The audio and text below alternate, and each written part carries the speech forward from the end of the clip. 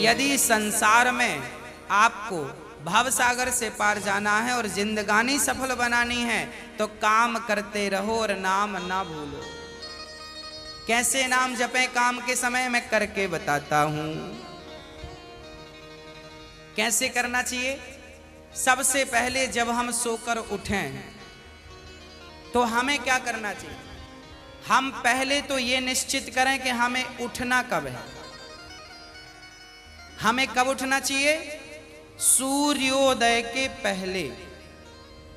सूर्य उदय के पहले जो लोग उठ जाते हैं, जिस घर के लोग उठते हैं, कहते हैं सूर्य उदय के पहले आपके घर में झाड़ू लग जाए, आपका मेन गेट खुल जाए, खिड़कियां खुल जाएं और सूर्य का पहला प्रकाश यदि आपके घर पे आया तब तो आपके घर में सुख शांति और समृद्धि की कभी कमी हो नहीं सकती। जीवन में दुख वो लोग पाते हैं जिनके 7 बज गए, सूर्य भगवान आ गए, अभी तक दरवाजा नहीं खुले, खिड़कियां नहीं खुली, सो रहे हैं, राक्षस राज अभी सो रहे हैं। 7 बज गए, सूर्य भगवान सिर पे चढ़ रहे हैं, अभी तक आप सो रहे हैं। क्या ये हमारी सभ्यता, हमारा संस्कार है? ना, हमारे संस्कार हैं जब हम छोटे थे ना, ये दास अपनी बात कर रहा है, जब हम 10 वर्ष के थे तब हम मंदिर में पूजा करते थे। हम मंदिर में, हमारे पिताजी मंदिर में पुजारी थे, एक मंदिर की पूजा करते थे। तो हम जब 10 साल के थे तब हम 4 बजे स्नान करके 5 बजे पूजा खत्म करके और 5 से 6 बजे तक में सुंदर कांड का रोज पाठ करते थे, हनुमान चालीसा का रोज पाठ करते थे, रोज पाठ करते थे। 6 बजे, सवेरे 6 बजे मंदिर की पूजा और पाठ करके बाहर आ जाते थे अपने काम के लिए, और 6 बजे बाहर आकर गाय के लिए घास लेने के लिए खेत चले जाते थे। चारा काट करके गाय को खिलाते थे, फिर नाश्ता करते थे, फिर रोटियां, नाश्ते में रोटी और अचार खाते थे। हाँ, कभी गुड़ भी खा लेते थे रोटी के संग। ये दिनचर्या थी।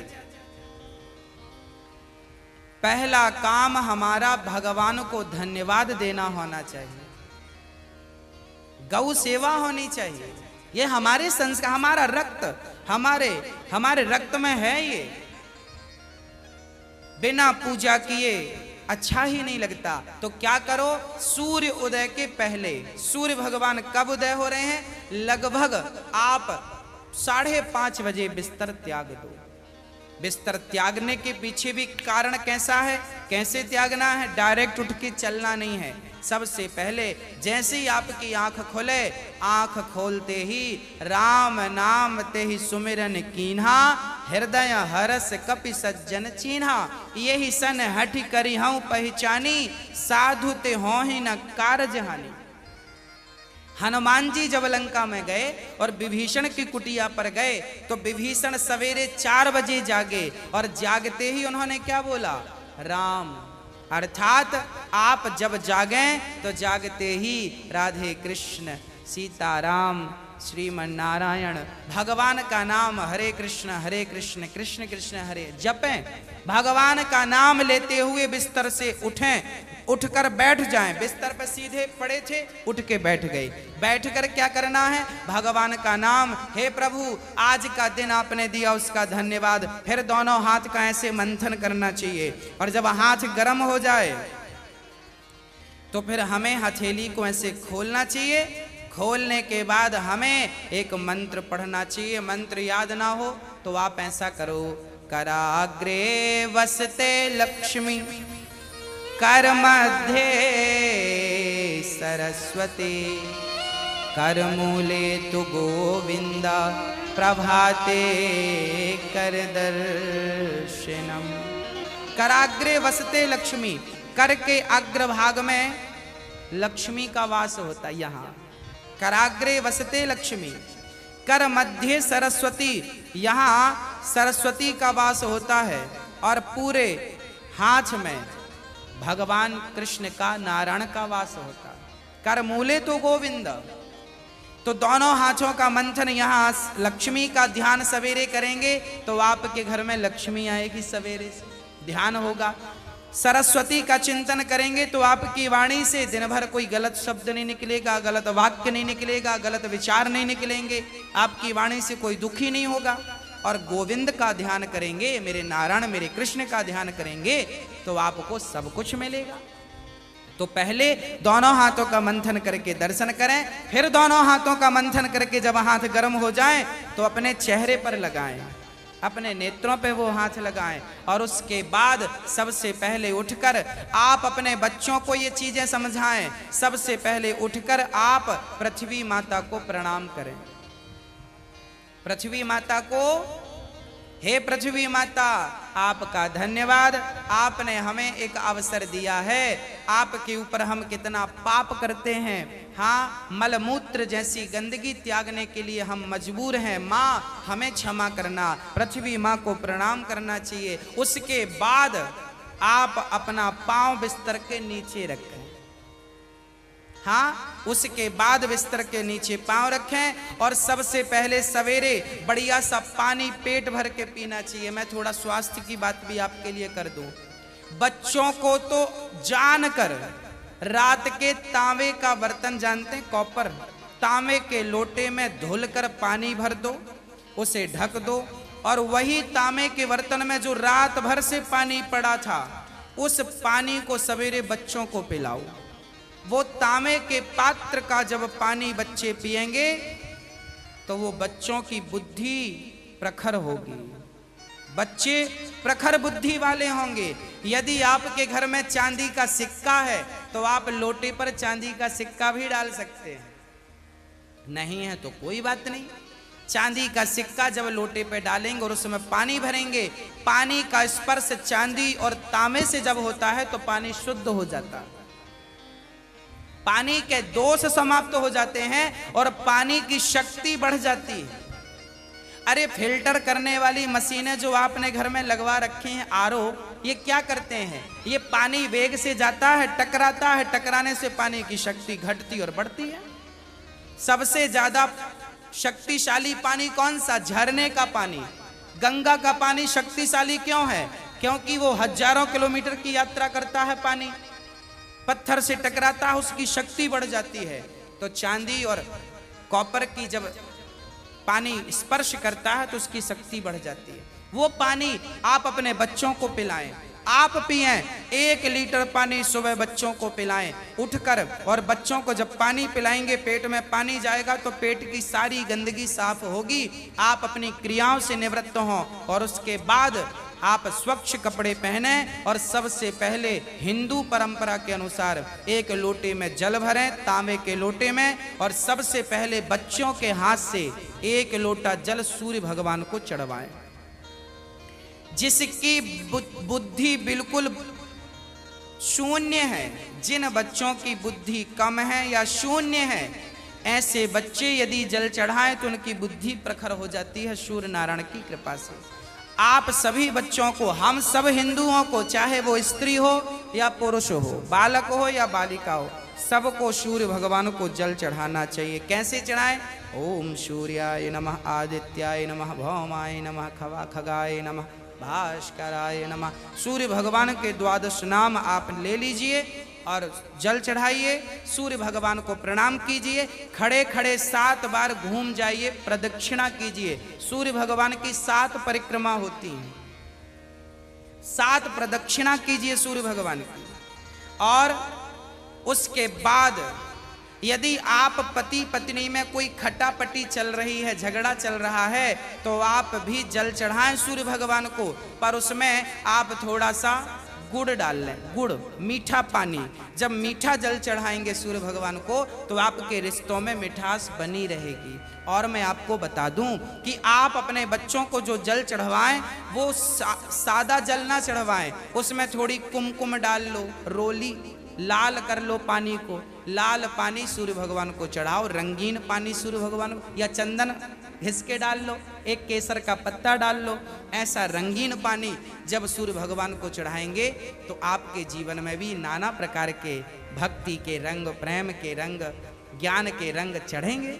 हाँ, तो सूर्य भगवान को प्रणाम करो।